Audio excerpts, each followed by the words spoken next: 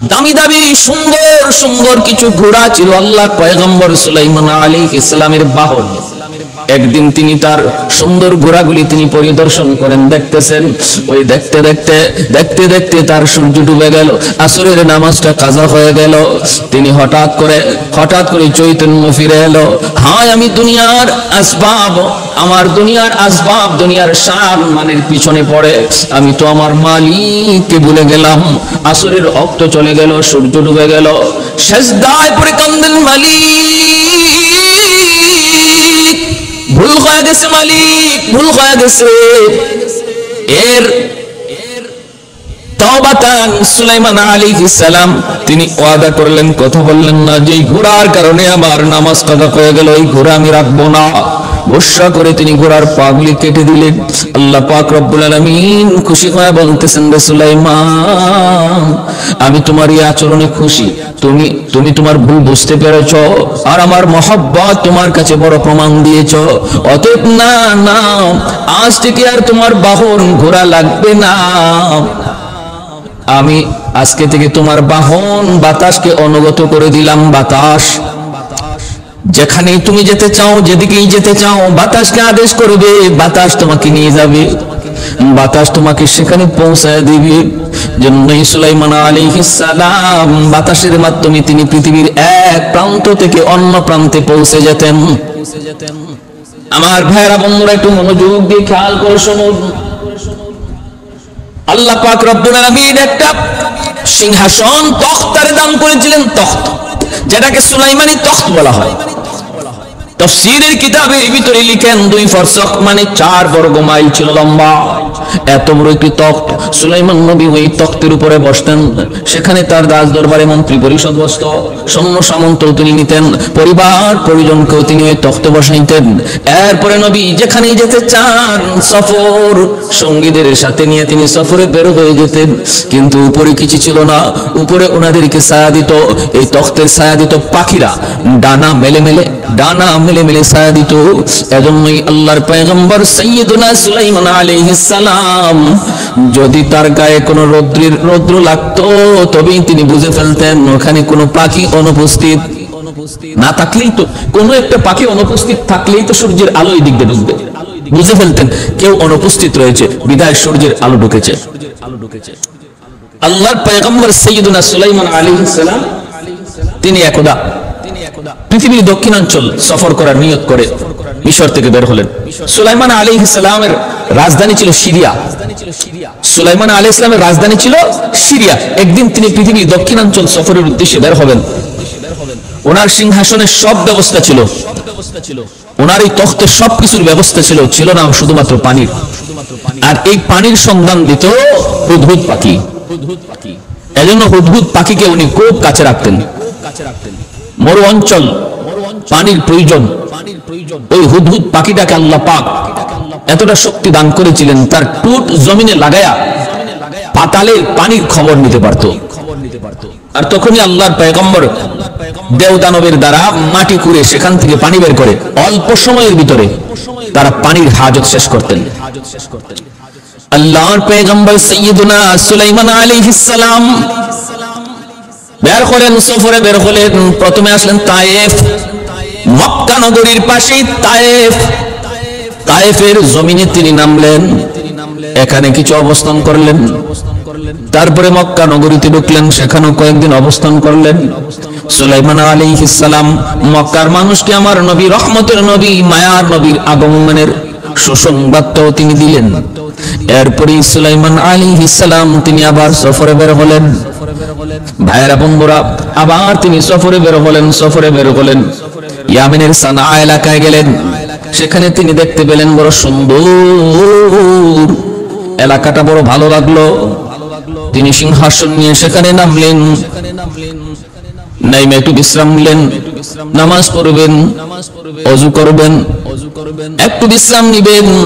ওই টাইমটাতে হুদহুদ পাখি মনে মনে ভাবলো, আমি একটু আকাশে উড়ে উড়ে দেখি আশপাশটা কেমন।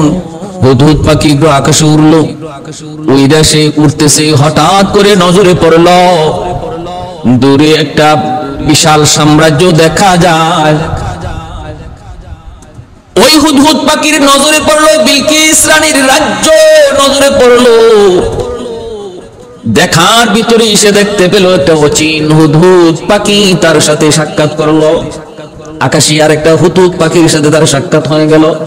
সুলাইমান আলাইহিস সালামের হুদহুদ পাখির সাথে, সুলাইমান নবীর হুদহুদ পাখির নাম ছিল ইয়াফুর, তার সাথে আর একটা হুদহুদ পাখির সাক্ষাৎ হলো। সে ডাক দিয়ে বলতেছে, কে রে ভাই, তুমি কে, তুমি কোথা থেকে এসেছো? কয় আমি সিরিয়া থেকে এসেছি। কার রাজ্য থেকে? কয় সুলাইমান। তাম দুনিয়ার বাদশা যিনি, আল্লাহর পয়গম্বর, আমি তার অনুগত একজন সৈন্য, সেখান থেকে এসেছি। কেন? কয়েকটা সফরে বের হয়েছি।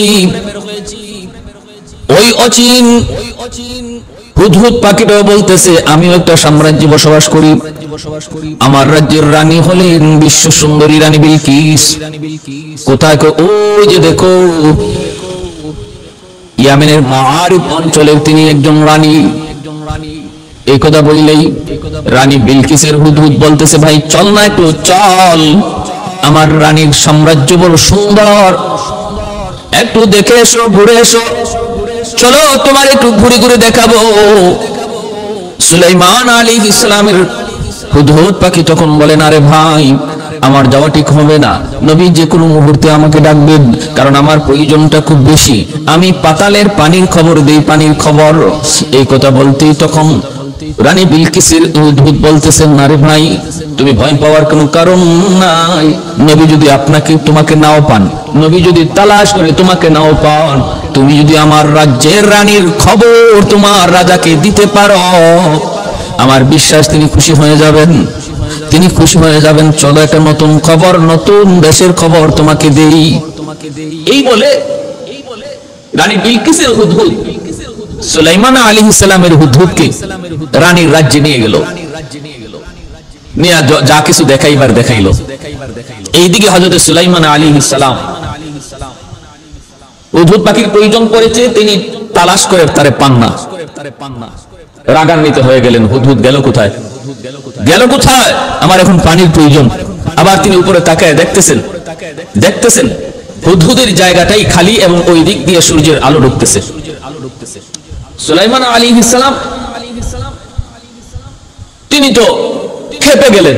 আল্লাহ পবিত্র কুরআনুল কারীমে সূরাতুন নামলে তার এই গুসার কথাটাই ব্যক্ত করেছেন, মালিয়া লা আরাল হুদহুদা আম কানা মিনাল গায়িবিন লাউআযিবান্নাহু আযাবান শাদীদা আও লাআযবাহান্নাহু আও লায়াতিয়ান্নানি বিসুলতানিন মুবিন। গেল কোথায় সে, আমার কি হলো? দোষ করেছে হুদহুদ, কিন্তু সুলাইমান নবী কথা কেন বললেন আমার কি হলো? তাফসীরের কিতাবে এর থেকে বলেন যে এতেই করে তিনি আল্লাহ পাক বুঝাইলেন, কোন নিয়ামত যদি তোমার হাতছাড়া হয়ে যায় তাহলে মনে করবা সেটা তোমারই কোনো ত্রুটির কারণে হয়েছে। অতএব অন্যের দিকে ওই নিয়ামত হারাইলো কেমনে সেই চিন্তা না করে আমার ভুল কি হলো, আমার তরফ থেকে কি ভুলটা হয়ে গেল সেটা তালাশ করো, সমাধান পেয়ে যাবা।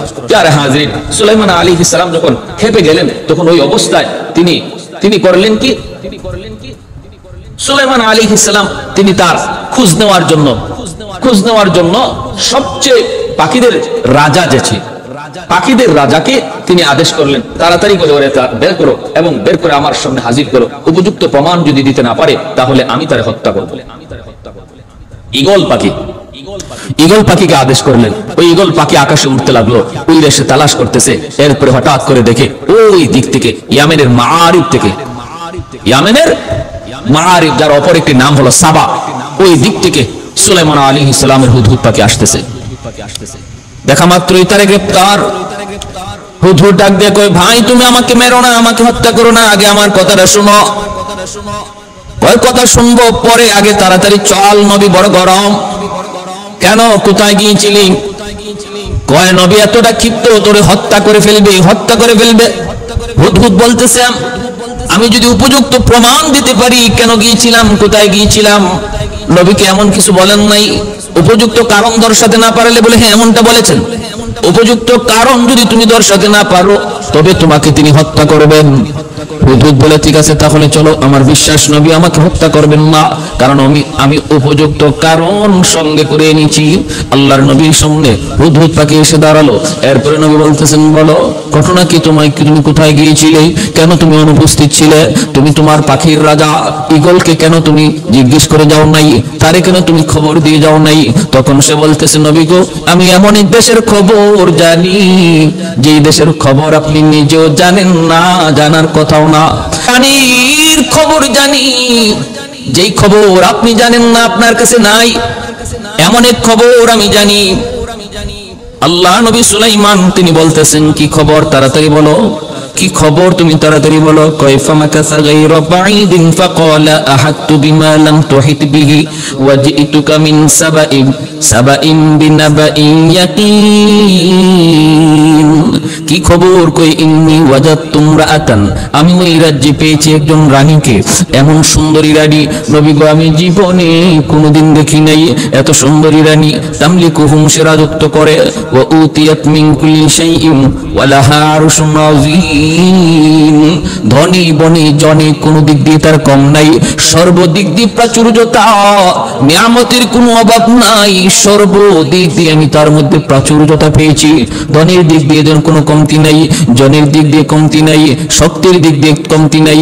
তার 12,000 সেনাপতি রয়েছে, প্রতি সেনাপতির অধীনে আবার 1 লক্ষ করে সৈন্য রয়েছে, অতএব কমতি কোনো দিক দিয়ে তার নাই গো নবী। এইভাবে বলতেছে। কিন্তু বড় দুঃখের খবর হলো, ওই রানী আর তার রাজ্যের মানুষগুলি এক আল্লাহকে চিনে না। এরা সূর্যের পূজা করে। কিসের পূজা? সূর্যের পূজা করে। ওয়াজাতুহা ওয়া কাওমাহা ইয়াসজুদুনা লিশ-শামসি মিন দুনিল্লাহ। পবিত্র কোরআনুল কারীমের সূরাতুন নামল, নামলুন শব্দের অর্থ পিপীলিকা। এই পিপীলিকার সূরায় আল্লাহ পাক রব্বুল আলামিন তিনি কথা বলতেছেন, বিস্তারিত ঘটনাটা উল্লেখ করেছেন, তবে পরিপূর্ণ না। হাদিস শরীফে কিছু আছে, ইসরাইলি riwayat কিছু আছে। আল্লাহর পয়গম্বর সুলাইমান আলাইহিস সালামকে যখন রানী বিলকিস এই খবর দিল, রানী বিলকিসের খবর দিল হুদহুদ পাখি, সুলাইমান আলাইহিস সালাম আশ্চর্য হয়ে গেলেন।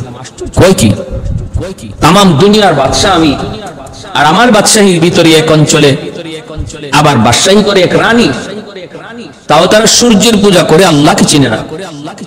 সুলাইমান আলাইহিস সালাম তিনি বলতেছেন, ঠিক আছে, আর কি দেখেছো? কয় নবী গো, তার এমন একটা সিংহাসন রয়েছে, ওয়ালাহা আরশুন আযীম, এমন এক সিংহাসন আমি জীবনে কোনোদিন দেখি নাই। তাফসীরের কিতাবের মধ্যে এসেছে 30 হাত লম্বা, 30 হাত উঁচা, 30 প্রস্থ, 30 হাত লম্বা, 30 হাত উঁচু, 30 হাত প্রশস্ত, 30 হাত প্রশস্ত, এত বড় একটা সিংহাসন ছিল রানী বিলকিসের। এজন্য হুদহুদ পাখি বলতেছে, আমি তার একটা সিংহাসন দেখেছি যা জীবনে কোনোদিন আমি কোথাও দেখি নাই। আল্লাহর পয়গম্বর সুলাইমান আলাইহিস সালাম তিনি বললেন, তাহলে যাও, আমি তোমাকে উপযুক্ত পুরস্কারও দিব, এবং এর সমাধান তো আমি তোমার দ্বারাই করব। ঘটনা যদি এমনই হয়, তাহলে আমি তোমার মাধ্যমে রানী বিলকিসের কাছে একটা চিঠি পাঠাবো, এবং সেই খবর তুমি তাকে দিবা, পরবর্তী খবরও তুমি পৌঁছাইবা। তুমি হবে প্রেরক, তুমি হবে বাহক, আমি হব প্রেরক। চিঠি দিব আমি, নিয়ে যাবা তুমি। এই রানী বিলকিস কে ছিল? তাফসীরের কিতাবের মধ্যে লিখেন, এই রানী বিলকিস ছিল, তার বাবার নাম ছিল সারাহিল। 40 পুরুষ পর্যন্ত তারা রাজত্ব করেছে।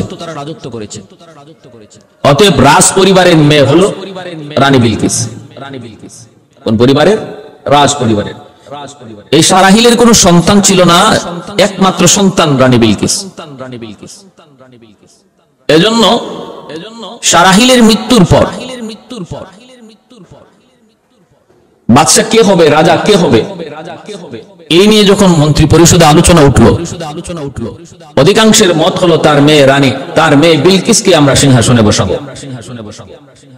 কিন্তু আরেক দল বলতেছে, না, একজন মহিলা আমাদের রাজা হয় কেমনে, বাদশা হয় কেমনে, তার দ্বারা রাজ্য পরিচালনা করা সম্ভব হবে না। মহিলারা দুর্বল, তাদের জ্ঞান পুরুষের অর্ধেক, কেমনে হবে? এই দ্বিমত করে করে প্রচন্ড আকারের 2 দলে ভাগ হয়ে গেল এই মারিব অঞ্চল। এক দলে চাইতেছে রানী হবে বিলকিস, আরেকজন চাইতেছে না আমাদের রাজা হবে পুরুষ। দুই দলে ভাগ হয়ে অঞ্চলটা দুই ভাগে বিভক্ত হয়ে গেল। এক ভাগের রানী হলো বিলকিস, আরেক ভাগের রাজা হলো আরেকজন পুরুষ। এভাবে চলছে বেশ কিছুদিন।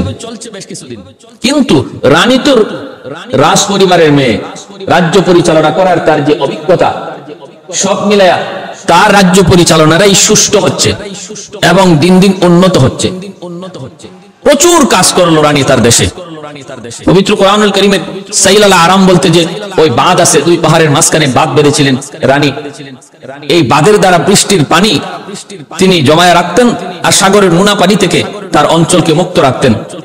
এই বাঁধের দ্বারা বৃষ্টির পানি জমায়ে রাখায় ফসলাদি এবং বাগান পরিচর্যা, ফল ফলাদি তাদের দেশে উৎপাদন করতে পানির যা প্রয়োজন ছিল সবটাই তারা পেয়ে গেল। পুরোপুরিভাবে তাদের পানির প্রয়োজন পুরা হলো। এতে করে এই রানী বিলকিসের অঞ্চল ফল ফলাদিতে ভরপুর হয়ে গেল, ভরপুর। এমনকি বলা হয়, তাফসীরে কিতাবে এসেছে যে রানী বিলকিসের যে বাগান, এই বাগানে এত বরকত হয়েছিল ফল ফলাদির, কোন একজন মানুষ যদি খালি একটা টুকরি নিয়ে বাগানের ভিতর দিয়া যায়, কোন ফল, পাকা ফল পারতে হবে না, বরং মাথায় টুকরি নিয়ে গেলেই গাছ থেকে পাকা ফল পরে পরে তার টুকরি ভরে যেত। লোকজন সব রানীর পক্ষে আসতে লাগলো। মারিবের মানুষগুলা দেখতেছি রানী বিলকিসের রাজ্য পরিচালনা বড় সুন্দর এবং তার রাজত্বের পরিচালনা বড় সুন্দর, বিচার বিভাগ বড় সুন্দর, সর্বদিক দিয়ে নিয়ামতের কোনো কমতি নাই। মানুষজন একে একে রানীর পক্ষে আসতে লাগলো। আর ওই রাজার অঞ্চল, ওই পুরুষ রাজার অঞ্চলে এতটা উন্নয়ন নাই। তখন জনগণ বলতেছে তুমি পারবা না। আসলে আমরা যা মনে করেছিলাম রানী মেয়ে হওয়ার কারণে, মহিলা হওয়ার কারণে সে বুঝি পারবে না। আমাদের চিন্তা চেতনা ভুল। তুমি রাজত্ব ছেড়ে দাও, পুরা অঞ্চলটাই রানী বিলকিসের আন্ডারে দিয়ে দাও। কিন্তু ওই রাজারা মানতে রাজি না, জনগণের কথা মানতে রাজি না, বরং সৈন্য সামন্ত নিয়া রানীর সাথে আরো বিরোধিতা শুরু করলো। যুদ্ধ লাগবে এমন পরিস্থিতি তৈরি করে নিল ওই রাজা। রানী বিলকিস বড় বিচক্ষণ, বুঝতে পেরে গেল যে কোনো সময় যুদ্ধ বাধায় দিতে পারে, যে কোনো সময় যুদ্ধ বাধায় দিতে পারে। তাহলে এখন কি করা দরকার? যুদ্ধ থেকে যদি বাঁচতে হয় তাহলে প্রয়োজন হলো বুদ্ধির। রানী একটা চিঠি লিখলো ওই বাদশার কাছে। চিঠির ভাষা ছিল আমি তোমাকে বিয়ে করতে চাই। রাজা তো চিঠি পেয়ে একদম আনন্দে আত্মহারা, কি খুশি। জবাব দিল আমিও তো মনে মনে দীর্ঘদিন যাবত এমনটাই আশা করতেছিলাম, কিন্তু সাহস পাই না। আজ যখন তুমি নিজের মুখেই বলেছ তাহলে কোনো আপত্তি নাই, আমি তোমাকে বিয়ে করতে রাজি। এখন দেখা যায় খবরটা রটে গেল। রানী বিলকিসকে তার নিজের আপনজন অনেকেই বলতেছে এটা কি সত্য? বলে সত্য, আমি তারে বিয়ে করব, কারণ আমি একজন রানী, আমার তো বিয়ের প্রয়োজন, আমার তো সন্তান সন্ততির প্রয়োজন। এই মুহূর্তে আমার উপযুক্ত আর তো কেউ নাই। সে তো একটা অঞ্চলের রাজা, রাজাই তো রানীকে বিয়ে করবে, আমি বিয়েতে রাজি। ধুমধাম করে বিয়ে হয়ে গেল।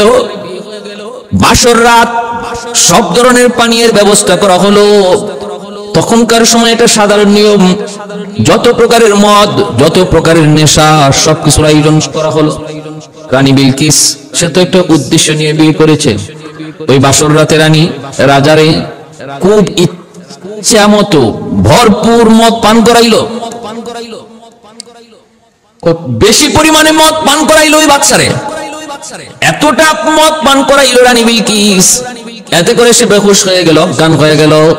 আর রানী বিলকিস তখন তার মাথাটাকে ঠান্ডা মাথায় কাটলো, কল্লাটা কেটে ওই কল্লাটা তার দরবারে ঝুলায়া রাতের অন্ধকারে রানী বিলকিস তার সিংহাসনে আবার চলে আসলো। সকালবেলা জনগণ যে দেখে তাদের বাদশার মাথা রাজ্যের গেইটে ঝুলতেছে। মানুষজন বুঝে গেল, বুঝেছি এটা বিয়ে নয়, এটা রানী বিলকিসের একটা কৌশল। ভালোই হয়েছে। যদি এমনটা না হইতো তাহলে যে কোনো মুহূর্তে দুই দেশে যুদ্ধ হতো, প্রচুর মানুষের ক্ষয়ক্ষতি হতো। রানী বিলকিস ওই ক্ষয়ক্ষতি থেকে বাঁচানোর জন্য ভালো একটা কৌশল অবলম্বন করেছে। এতটা বিচক্ষণ, এতটা জ্ঞানী ছিল রানী বিলকিস। সুলাইমান আলাইহিস সালাম হুদহুদ পাখির মাধ্যমে তিনি চিঠি পাঠাইলেন আর বলে দিলেন তুমি চিঠিটা গোপনে তার কাছাকাছি একদম তার চোখের সামনে চিঠিটা ফেলবা, যেন আর কেউ না দেখে, চিঠিটা যেন সেই দেখে এবং তার নজরে ফেলবা। আর চিঠির উত্তর পাওয়ার আগ পর্যন্ত, চিঠির উত্তরে সে কি সিদ্ধান্ত নেয় সেটা না জানা পর্যন্ত তুমি গোপনে বসে বসে সব শুনবা, পরে বিস্তারিত আমাকে জানাইবা। ভাইরা বন্ধুরা জন্য মনোযোগ।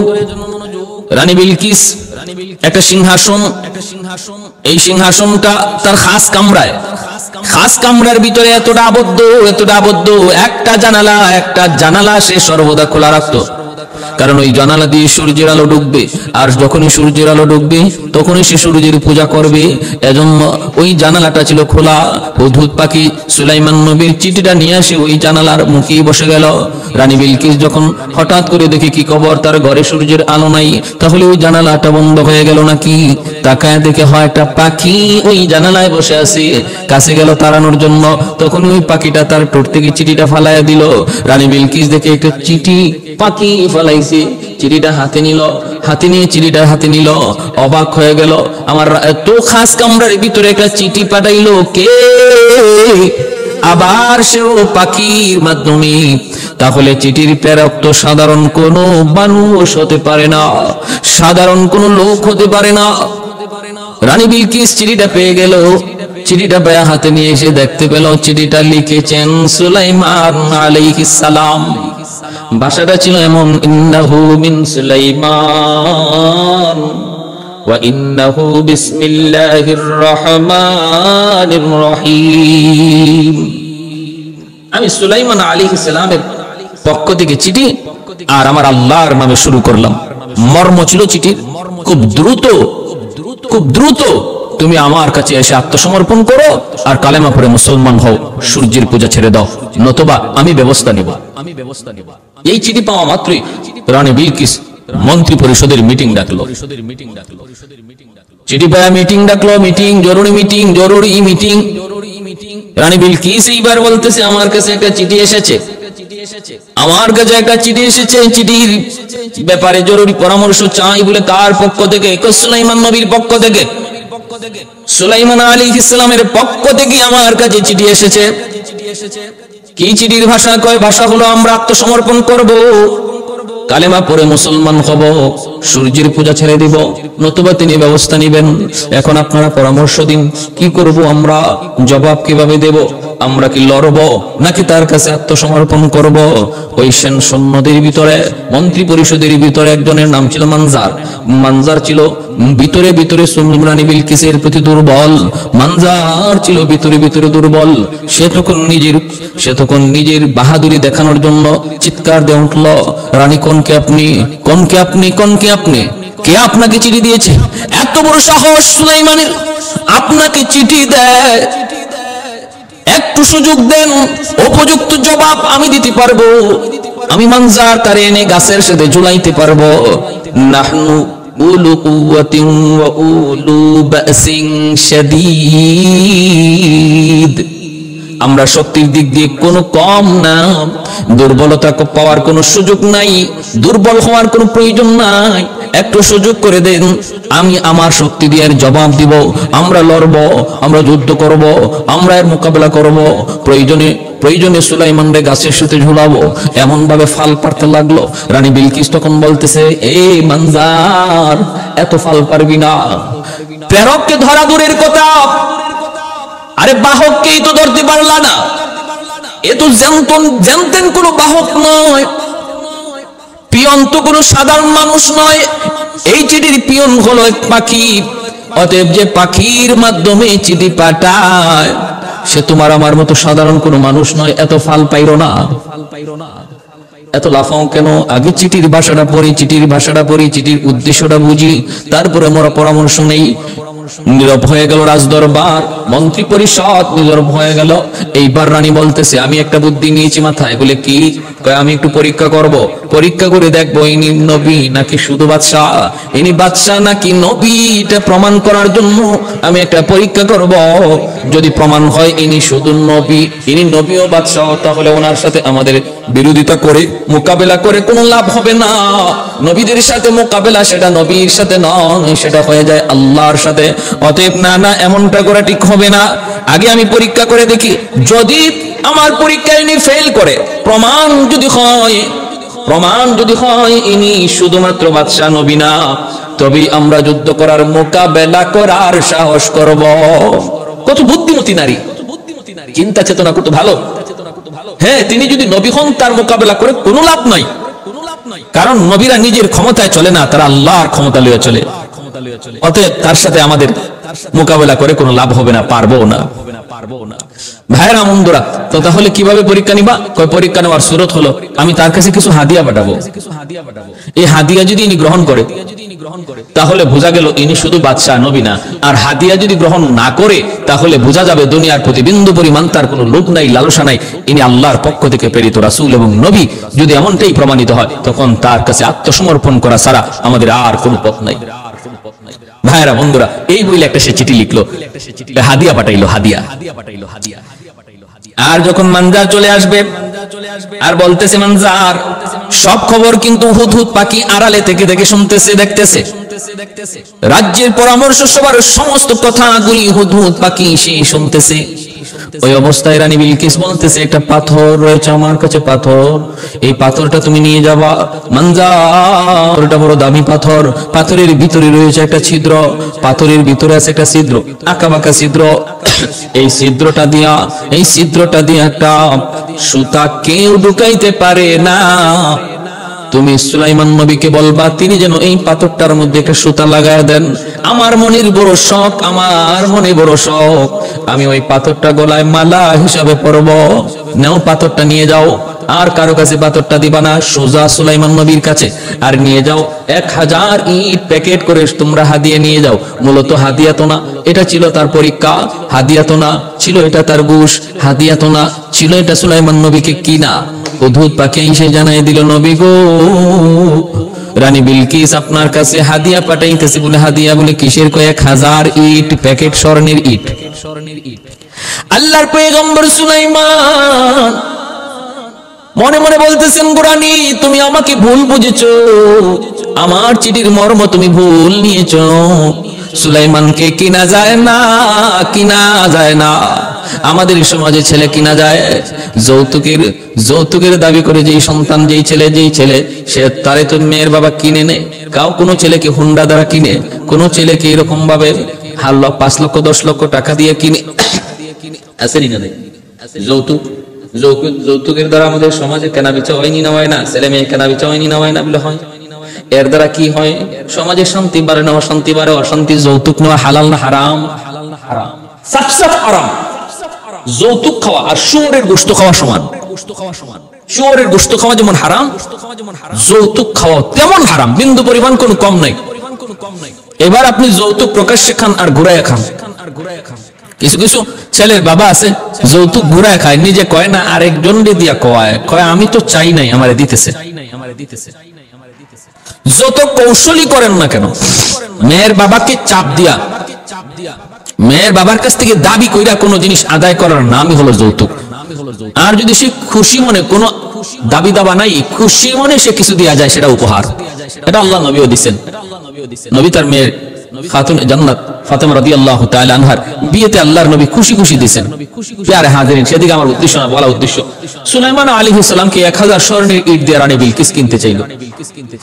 আল্লাহর পয়গম্বর সুলাইমান আলাইহিস সালাম জিন্নাতদেরকে আদেশ করলেন, 18 বর্গ মাইল রাস্তা স্বর্ণের ইট দ্বারা বানায় দাও। দোনো পাশে তোমরা গবাদি পশু বেঁধে রাখো। গবাদি পশু খানার পাত্রটা স্বর্ণের পাত্র বানাও। ওই গবাদি পশুগুলি যে মলমূত্র ত্যাগ করবে সেটাও যেন এই স্বর্ণের রাস্তার উপরে পড়ে। 18 বর্গ মাইল রাস্তা স্বর্ণ দিয়ে বাধাই করো।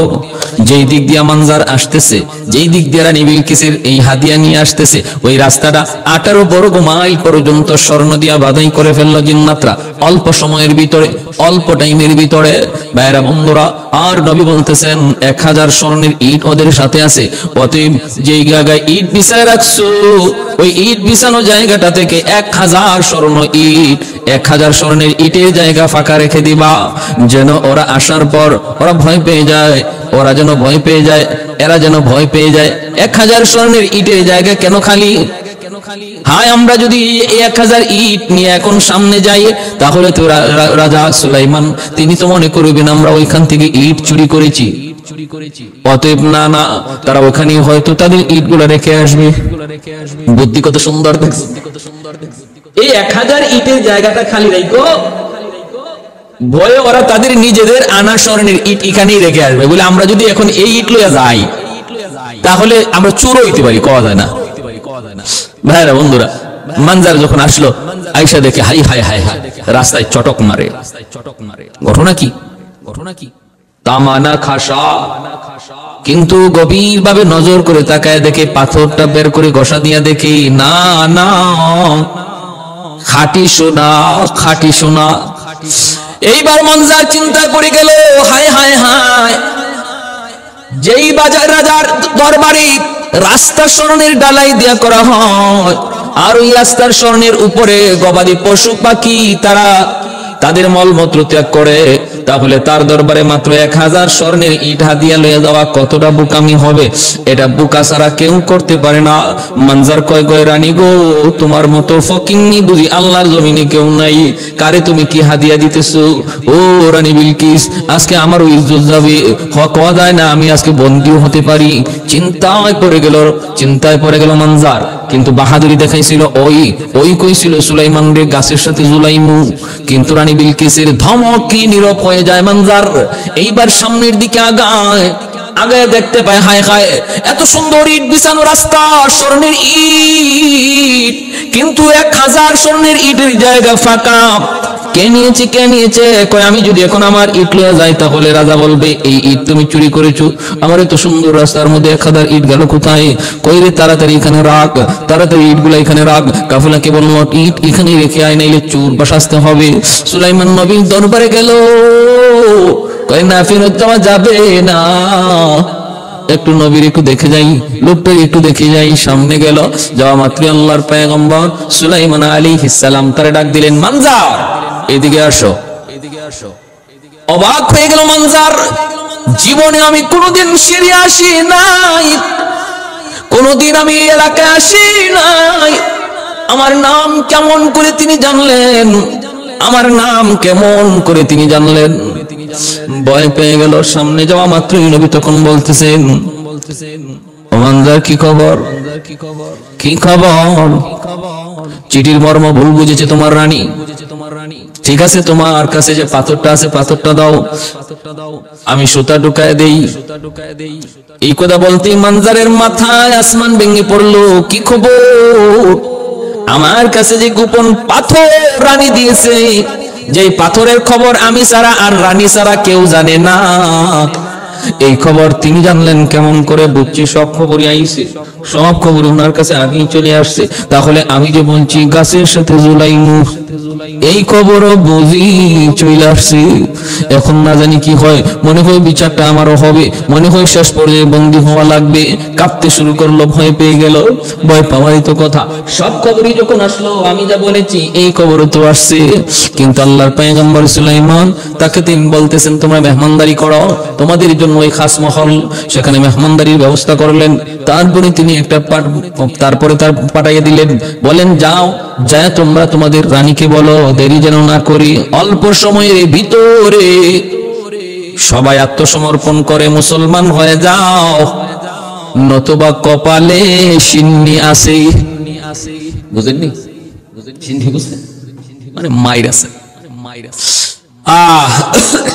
মানজার চলে আসলো রানী বিলকিস অপেক্ষায়। ও সুতা ঢোকাইলেন কেমনে সুলাইমান নবী? এই পাথরের ভিতরে আঁকাবাঁকা ছিদ্র, যে ছিদ্র দিয়ে সুতা ঢোকানো যায় না। আল্লাহর নবী সুলাইমান পিঁপড়াকে ডাক দিলেন। এই সূরাটার নামও সূরাতুন নামল, পিঁপড়ার সূরা। পিঁপড়ারে তিনি ডাক দিলেন, ডাক দিয়ে বললেন যে সুতাটা ঢুকাইয়া দাও। পিঁপড়ারে ডাক দেওয়া মাত্রই পিঁপড়া কইল লাব্বাইক, হুজুর আমি হাজির। মানজার অবাক হয়ে গেল, সব দেখতেছে মানজারে। কই রে, ঠিকই তো বলছিল আমাদের রানী, ইনি যদি নবী হন কোনোভাবেই তার সাথে পারা সম্ভব নয়। ইনি তো দেখা যায় পিঁপড়ার সাথে কথা কয়, পিঁপড়াও তার একটা বাহিনী। এই পিঁপড়ার মুখে তিনি একটা সুতা লাগাই দিলেন, পিঁপড়াটা সহজেই আঁকা বাঁকা রাস্তা দিয়া ডুইকা ডুইকা সে সুতা লাগাই দিল।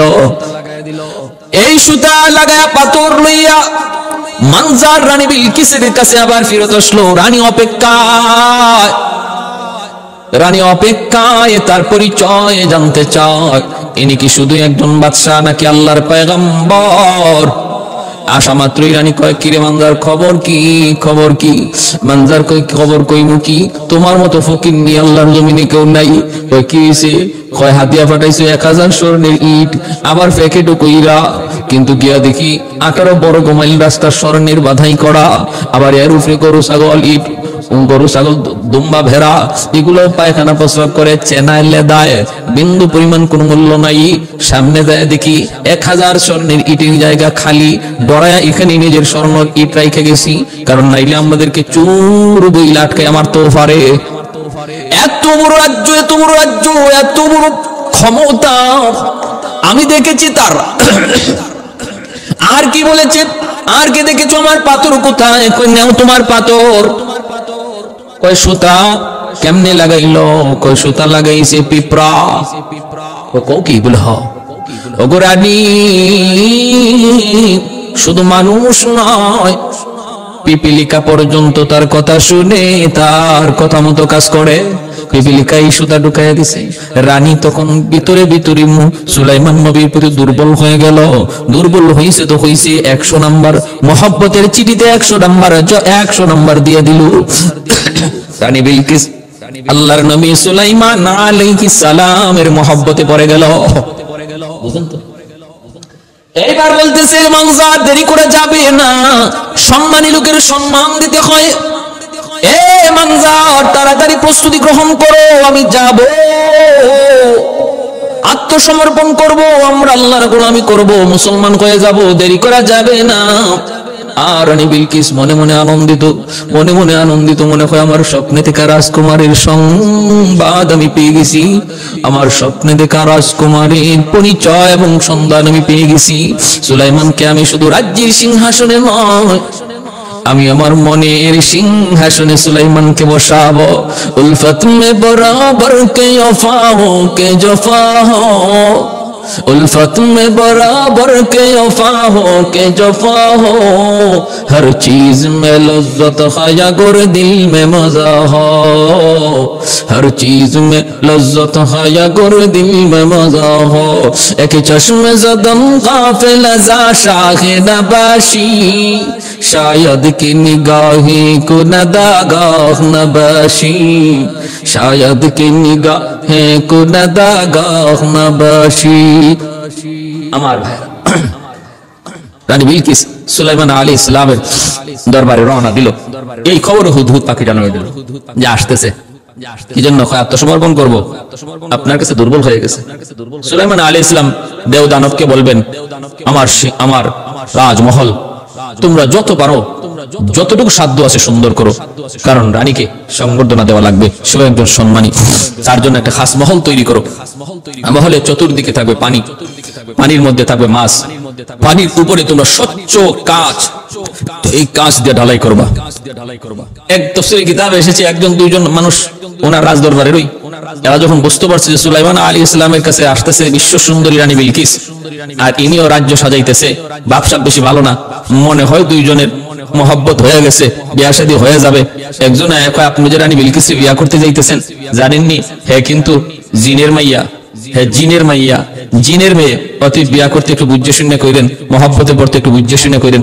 নবী সুলাইমান বলেন, যদি জিনের মেয়ে হয়ে থাকে তাহলে তার মধ্যে জিনের স্বভাব বেশি নাকি মানুষের স্বভাব বেশি, সে জিন না মানুষ, এটা বোঝারও আমার কাছে সুযোগ আছে, ব্যবস্থা আছে। আরেকজন এর বুদ্ধি কিন্তু একটু কম, ঠিক আছে, বুদ্ধি শুদ্ধিও কম না বেশি, বোকা না বুদ্ধিমান, এটাও বোঝার ব্যবস্থা আমার কাছে আছে। এজন্য সুলাইমান আলাইহিস সালাম একটা মহল তৈরি করলেন, আর ওই মহলের চতুর্দিকে পানির ব্যবস্থা করলেন, আর পানির উপরে স্বচ্ছ কাচের ব্রিজ তৈরি করলেন দেও দানবের দ্বারা, যেন বুঝাই না যায় মরমর। এত স্বচ্ছ কাচ দিয়ে তিনি একটা ব্রিজ বানাইলেন, যেন চোখে ধরা না যায়, যেন মনে হয় পানি। রানী বিলকিস আসতেছে। আসার আগেই আল্লাহর নবী সুলাইমান তখন বলতেছেন, রানী আয়া বইব কই? সিংহাসন তো একটা, আমারটা দামি বইব, রানী বইব কোথায়? ও আচ্ছা ঠিক আছে বুঝলাম, তার তো নাকি একটা সিংহাসন আছে, তুমি দেখে আসছো? বলি জি। বলা আর শোনাও দিন, বহুত বড় এক সিংহাসন। এই সিংহাসনটাতেই বসুক, তারটাতেই সে বসুক। তাহলে আনবো কেডা? সে তো রওনা দিয়ে দিছে। 7টা গেটের ভিতরে তার এই সিংহাসন রাইকা 7টা তালা মাইরা এই 7 তালার চাবি নিজের কাছে লইয়া রানী বিলকিস রওনা দিছে সিরিয়া সুলাইমান আলাইহিস সালামের কাছে আসবে। ও ভাইরা বন্ধুরা, ওই অবস্থা আল্লাহ নবী বলতেছেন, কে পারবা রানী আসার আগে আগে তার সিংহাসন আমার কাছে পৌঁছায় দিতা? ক্বালা ইফরিতুম মিনাল জিন। আল্লাহ পাক পবিত্র কোরআনুল কারীমের মধ্যে বলছেন যে ওই অবস্থায় রানী বিলকিস আসার সময় আসার আগে আগেই কে আমার কাছে এটা পৌঁছে দিতে পারবা? তখন ক্বালা ইফরিতুম মিনাল জিন আনা আতিকা বিহি ক্বাবলা আন তাকুমা মিন মাকামিকা ওয়া ইন্নী আলাইহি লাকাবিয়্যুন আমিন। আমি আপনার কাছে এটা পৌঁছায় দিব, সে পৌঁছার আগে আগে এই শক্তি আমার কাছে আছে। সুলাইমান আলাইহিস সালাম বলে, না না, আমার আরেকটু আগে দরকার, আরেকটু তাড়াতাড়ি দরকার, এর চেয়ে বেশি তাড়াতাড়ি কে পারবা? ক্বালা আল্লাযী ইনদাহু ইলমুম মিনাল কিতাব আনা আতিকা বিহি ক্বাবলা আন ইয়ারতাদ্দা ইলাইকা তারফুক।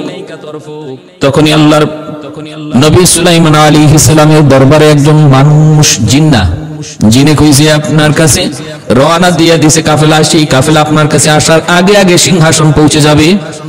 কিন্তু মানুষ, একজন মানুষ যার কাছে ইসমে আজম ছিল, ইসমে আজমের ক্ষমতা ছিল, তিনি বললেন আমাকে আরো সুযোগ দিলে আমি আরো তাড়াতাড়ি আপনার কাছে এনে দিব। কত তাড়াতাড়ি? আপনি শুধু চোখটা ঘোরাবেন আর দেখবেন সিংহাসন আপনার সামনে হাজির হয়ে গেছি। আসিফ ইবনে বারখিয়া তার নাম, যিনি মানুষ। দেখেন একজন মানুষের শক্তি। সুলাইমান আলাইহিস সালাম বলে, ঠিক আছে নাও, তাহলে এটাই করো। সুলাইমান আলাইহিস সালামের চোখ ঘোরানোর সঙ্গে সঙ্গে এই রানী বিলকিসের সিংহাসন সেই ইয়ামেনের মারিব থেকে সিরিয়ায় পৌঁছে দিলেন, হাজার হাজার মাইল দূরে। মাটির নিচ দিয়া সিংহাসন ঢুকলো, আর মাটির নিচ দিয়েই সুলাইমান আলাইহিস সালামের চোখের সামনে এসে সিংহাসন ভেসে উঠলো। সুবহানাল্লাহ। সত্যিকার একমাত্র শক্তির মালিক কে? আল্লাহ। সুলাইমান আলাইহিস সালাম সিংহাসন কাছে আনার পর তিনি বলতেছেন, এটারে কিছু পরিবর্তন করো। সুলাইমান আলাইহিস সালাম একটু পরিবর্তন করাইলেন দেওদানবের দ্বারা। নাকিরুহু। সুলাইমান আলাইহিস সালাম বলতেছেন, এটা একটু পরিবর্তন করো। কেন? যেন সে বুঝতে না পারে যে এটা তারই সিংহাসন, এটা যেন বুঝতে না পারে। ভাইরা বন্ধুরা, এজন্য হযরত সুলাইমান আলাইহিস সালামের চোখের সামনেই ক্বালা নাকিরু লাহা আরশাহা নানজুর আতাহতাদি আম তাকুনু মিনাল্লাযীনা লা ইয়াহতাদুন ফালাম্মা জাআত ক্বিলা আহাকাযা আরশুক ক্বালাত কাআন্নাহু হু ওয়া উতিনাল ইলমা মিন ক্বাবলিহা ওয়া কুন্না মুসলিমিন।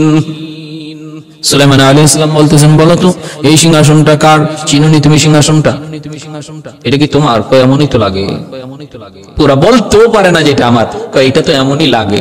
কান্নাহু এমনই তো লাগে। সুলাইমান আলাইহিস সালাম বুঝলেন যে কথা বুঝছিলাম, শুনছিলাম, বোকা না বুদ্ধিমান, বুদ্ধিমতী সরাসরি বলে নাই যে হ্যাঁ এটাই তো আমার সিংহাসন, অথবা অস্বীকার করে নাই, না এটা কেমন করে হতে পারে? যে সিংহাসন আমি 7টা গেটের ভিতরে রেখে আসলাম, এটা আবার এখানে কেমন করে আসতে পারে? অস্বীকার করবে এমনও না, মাঝখান দিয়ে একটা জবাব দিয়ে দিছে, আমারটার মতোই তো লাগে।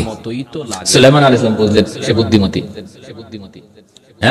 এরপরে তিনি বললেন যে ঠিক আছে, তোমার খাস কামরার ভিতরে তুমি যাও, ওই যে মহলটা, ওই মহলটা হলো তোমার মহল। যাওয়ার সময় দেখে পানি নিচে দেখা যায় বিভিন্ন মাছ দৌড়াদৌড়ি করে। সুলাইমান আলাইহিস সালাম দেখতেছেন যদি সে জিনের মেয়ে হয়ে থাকে তাহলে তার পায়ের মধ্যে জিনের পশম থাকবে। তখন পানিটা দেখা মাত্রই সে মনে করছে তো পানি, দেখবেন মানুষ স্বাভাবিকভাবে পানি দেখলে তখন কাপড়ে হাত দেয়। এই রানী বিলকিসও তার কাপড়ে হাত দিছে, কাপড় পায়ে থেকে তার কাপড় একটু সরে গেল। সুলাইমান আলাইহিস সালাম তিনি বুঝে ফেললেন যে না, তার গায়ে জিন্নাতের এরকম কোন পোশাক না, জিন্নাতের পশম না, অতএব সে মানুষেরই সন্তান। আমার ভাইরা বন্ধুরা, এই হলো একটা মত। কিন্তু আমি বলতেছি যে কথা, জিন্নাতের সুলাইমান আলাইহিস সালামের যে এই যে রানী বিলকিস, তার বাবার নাম ছিল সারাহিল, কিন্তু মার নাম ছিল মালামা, অথবা আরেকটা রায়াতে রাইহানা। এই মালামা বা রাইহানা এটা কোন কোন তাফসীরি কিতাবে লিখছেন যে রানী বিলকিসের মা ছিল জিন জাতি আর বাবা ছিল মানুষ, আর তাদের সন্তান হলো রানী বিলকিস। এজন্য সন্দেহ ছিল রানী বিলকিস মানুষ না জিন। কিন্তু আমার যুক্তিতে ধরে না, আমার বিবেকে ধরে না। এখানে কিছু প্রশ্ন জাগে। প্রশ্ন হলো যে সুলাইমান আলাইহিস সালামের সরি, এই যে রানী বিলকিসের বাবা সারাহিল, সে মানুষ তো এর জিন কেন বিয়ে করবে? এর কারণ অনেক কিতাবে অনেক তাফসীরে লিখছেন যে সে তার অধিক সুন্দরী তালাশ করতে যায়, সে পরীকে বিয়ে করেছিল, জিন্নাতের মধ্যে পরীকে বিয়ে করেছিল। কিন্তু আমি বলি, শোনেন, পরী বলেন আর যাই বলেন, আল্লাহর কালাম বলে সৃষ্টির সবচেয়ে সুন্দর হলো মানুষ, এরপরে দ্বিতীয় হলো ফেরেশতা, তৃতীয় হলো জিন জাতি। অতএব জিন কখনো মানুষের চেয়ে সুন্দর হতে পারে না। অতএব এই যে কথাটা বলা হয় যে সারাহিল সুন্দরী বিধায় পরীকে বিয়ে করেছিলেন, এটা একটা ভুল কথা। মানুষের চেয়ে জিন কখনো, জিন মানুষের সুরত ধরতে পারে কিন্তু প্রকৃত জিন্নাত কখনো মানুষের চেয়ে সুন্দর নয়। পবিত্র কোরআনের সূরা 3 এর মধ্যে দেখেন আল্লাহ বলেছেন, লাকাদ খালাকনাল ইনসানা ফি আহসানি তাকওয়িম, মানুষকে আমি আল্লাহ সবচেয়ে সুন্দর করে তৈরি করেছি। অতএব জিন মানুষের চেয়ে সুন্দর হয় কেমন করে? এক। দ্বিতীয় কথা হলো, জিনের দ্বারা মানুষের গর্ভে মানুষ গর্ভবতী হবে কিনা, আর মানুষের দ্বারা জিন গর্ভবতী হবে কিনা, এটা অসম্ভব, হতেই পারে না। মানুষের দ্বারা কখনো জিন গর্ভবতী হবে না, আর জিনের দ্বারা কখনো মানুষ গর্ভবতী হবে না। যদি এমনটা হতো তাহলে আল্লাহর সৃষ্টি সম্পূর্ণ উল্টে যেত, কারণ জিন বহু জায়গায় বহু করে ঢুইকা বহু নারীর সাথে অন্যায় আচরণ করতেই পারে। তার দ্বারা যদি গর্ভপাত হয়ে যেত, গর্ভধারণ করতে কোনো মানুষ, তাহলে সৃষ্টির মধ্যে উলট পালট হয়ে যেত, এই সুযোগ আর এই শৃঙ্খলা আর থাকতো না। অতএব এটা অসম্ভব। সুলাইমান আলাইহিস রানী বিলকিসের বাবা মুসলমান আর মা পরী, এই কথাটা যদিও বলা হয় কিন্তু বিজ্ঞরা এই কথাটাকে মানেন না, মাইনে নিতে পারেন না। সুলাইমান আলাইহিস সালাম যখন রানী বিলকিসের পা উঠাইলো পানি বার হওয়ার জন্য, আল্লাহ নবী তখন বলতেছেন যে কাপড় সরাইতে হবে না, এর উপরে স্বচ্ছ কাচের ব্রিজ রয়েছে। তখনই সে সেজদায় পড়ে গেল আর বলতেছে যে না, আমার এবার বুঝ হয়ে গেছে, আপনি আল্লাহর পয়গম্বর। 40 পুরুষ পর্যন্ত রাজ্য ক্ষমতায় আমার পূর্বপুরুষ, এমন ক্ষমতা কখনো দেখি নেই। এটা মানুষের কোনো কাজ হতে পারে না, এটা মানুষের কোনো কাজ হতে পারে না। এই বইলেই সাথে সাথে সে তওবা করলো এবং ওই তার এই মূর্তি পূজা সেরে সুলাইমান আলাইহিস সালামের কাছে ক্বালাত রব্বি ইন্নী যালামতু নাফসি ওয়া আসলামতু মা সুলাইমান লিল্লাহি রাব্বিল আলামিন, আমি আমার নফসের উপরে জুলুম করেছি, আমি সুলাইমান নবী এবং তার রবের উপরে ঈমান আনলাম।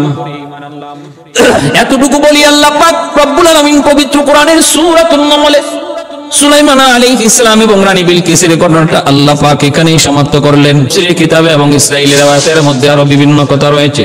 ভাইরা বন্ধুরা, সুলাইমান নবী বিলকিস রানীকে বিয়ে করেছিলেন, এরপরে তারে তিনি ওই তো ইয়ামেনের মারিব অঞ্চলে তারে তিনি আবার পাঠিয়ে দিলেন, ওই জায়গার রানী বানায় তিনি পাঠিয়ে দিলেন। সেখানেই শেষ পর্যন্ত রানী বিলকিস ছিল, তার রাজ্যেই সে রাজত্ব করত, কিন্তু সুলাইমান নবীর অধীনে, সুলাইমান নবীর আন্ডারে। ভাইরা, মাসে একবার তিনি ইয়ামেন যাইতেন, সেখানে 3 দিন তিনি থাকতেন। একটা সন্তানও হয়েছিল রানী বিলকিসের গর্ভে, সুলাইমান নবীর একটা সন্তান হয়েছিল। এটা হাদিসে পাওয়া যায়, ইসরাঈলী রাওয়ায়াতে পাওয়া যায়। এ যুবক, খেয়াল করে মনোযোগ দিয়ে শোনো, এই হলো আল্লাহর পয়গম্বর সুলাইমান আলাইহিস সালামের আর রানী বিলকিসের মধ্যে ঘটে যাওয়া মহব্বত, ঘটে যাওয়া সম্পর্ক, ঘটে যাওয়া ইতিহাস। ভাইরা বন্ধুরা, এতে একটু খেয়াল করে মনোযোগ দিয়ে শুনবেন, আমরা একটু মনোযোগ দিয়ে শুনবো। তাফসীরে কিতাবের মধ্যে একটা আংটির কথা রয়েছে, একটা আংটির কথা। কি ছিল সেই আংটির ইতিহাস? এ ভাই, এজন্য বলি সুলাইমান আলাইহিস সালাম তিনি সর্বদা তিনি যে দুনিয়ার বাদশা, এই কথাটা মনের মধ্যে কখনো তিনি রাখতেন না। আমার ভাই সুলাইমান আলাইহিস সালাম, একটু খেয়াল করে শুনুন রে ভাই, সুলাইমান আলাইহিস সালাম তিনি যখন চিঠিটা লিখছিলেন, চিঠির প্রথমে লিখলেন আব্দুল্লাহ, তারপরে লিখছেন ইন্নাহু বিন সুলাইমান। বুঝাইলেন না আমি দুনিয়ার বাদশা সুলাইমান, এটা আমার বড় পরিচয় নয়, আমার বড় পরিচয় হলো আমি আল্লাহর গোলাম। আজ ক্ষমতা যে যেখানেই পাই না কেন, একটু মনোযোগ দিয়ে শোনো, ক্ষমতার বাহাদুরি করে কোনো লাভ নাই, সকল ক্ষমতার মালিক একমাত্র আল্লাহ। তামাম দুনিয়ার বাদশা হইয়া বিন্দু পরিমাণ অহংকার ছিল না। চিঠির শুরুটা ছিল আব্দুল্লাহ, আমি আল্লাহর গোলাম, এক আল্লাহর গোলাম, আল্লাহর গোলাম, এটা হলো বড় পরিচয়। এরপরে তিনি বিসমিল্লাহ লিখে শুরু করেছিলেন। এজন্য মনে রাখবেন, পবিত্র কোরআনুল কারীমের মধ্যে 114 খানা সূরা, এই সূরার মধ্যে 114 খানা সূরা বিসমিল্লাহ আছে, 114 খানা। কেমনে কয় সূরাতুন নামলের মধ্যে বিসমিল্লাহ 2 বার, একবার শুরুতে আর একবার হলো এই সুলাইমান নবীর চিঠির ভাষাটা আল্লাহ উল্লেখ করেছেন। তাহলে এক সূরার মধ্যে দুইবার, আর আরেকটা সূরা আছে পবিত্র কোরআনে সূরাতুত তওবা, সূরাতুত তওবার মধ্যে বিসমিল্লাহ নাই, এক সূরার মধ্যে নাই, আর এক সূরায় দুইবার। অতএব সব মিলায় কোরআনে বিসমিল্লাহ এসেছে 114 বার। কতবার? 114 বার এসেছে। আমার ভাইরা, এই ছিল হযরত সুলাইমান আলাইহিস সালামের সাথে ঘটে যাওয়া রানী বিলকিসের সংক্ষিপ্ত কিছু কথা। কিন্তু এই আংটির ঘটনাটা কি, আর আল্লাহ এই মানুষ জাতিকে দেও দানবের চেয়ে শক্তি কিভাবে বাড়াইয়া দিলেন, এমন ফেরেশতার চেয়েও মানুষ যদি সম্মান ইজ্জত আল্লাহ কেমনে বাড়াইলেন, আমরা ইনশাআল্লাহ আংটির ঘটনাটা আগামী কাল শুনবো, আল্লাহ যদি তৌফিক দান করেন। তবে এই কথাটা ইয়াদ করা উচিত যে আল্লাহর কোরআনে যা বর্ণিত আছে এটাই হলো সহিহ এবং বিশুদ্ধ ইতিহাস। এর বাহিরে যেগুলা আমরা শুনতে পারি, কিন্তু বাকি এগুলা হলো ইসরাইলের রওয়ায়াত। হ্যাঁ, এর উপরে ঈমান আনা যাবে না, ইয়াকিন করা যাবে না। আমি মানতেও পারি, নাও মানতে পারি, কিন্তু কোরআন হাদিসের মধ্যে সহিহ রওয়ায়াতে যেগুলো এসেছে এগুলো আমরা মানবো, আমল করব। আমার ভাইরা বন্ধুরা, আল্লাহ আমাদের সবাইকে তৌফিক দান করুন।